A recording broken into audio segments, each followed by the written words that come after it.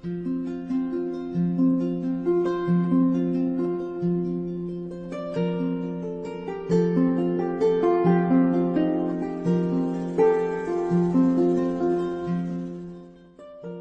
pescador i el peixet. En un país molt llunyà i en temps més llunyans encara, vivia un pescador que tenia una barca molt vella.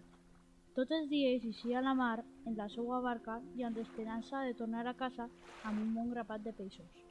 Estenia la xarxa i esperava contemplar les ones sentir el pes dels animals que hi eren atrapats. Aquell dia la mar estava tranquil·la i el sol feia que els núvols apareguessin de diferents colors.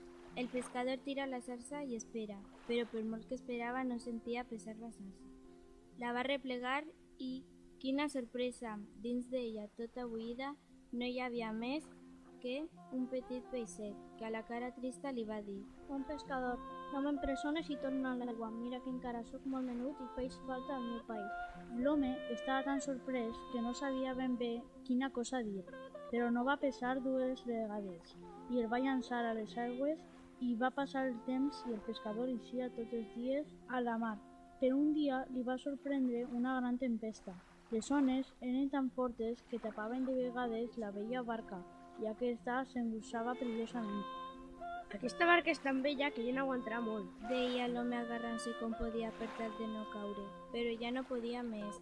Era molt lluny de terra i la tempesta era cada vegada més forta. I ja desesperat va demanar ajut al rei de la mar. Rei de la mar, si em pots sentir, toma'm a la meua casa, cridava, i de sobte una gran resplendor i va caure sense coneixement. I en tornar en si va veure que era la platja en un sol radiant. Però ha estat un somni?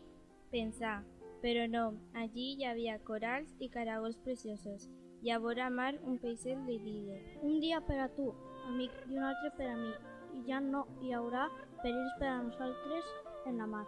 Aleshores va comprendre que el peixet que ell havia tornat a les aigües molts anys enrere, avui era tot un rei, que en veure que la mar s'engolia, havia volgut salvar-lo tal i com ell havia fet. I conte contar, conte acabat, i que no s'alce del cul pelat.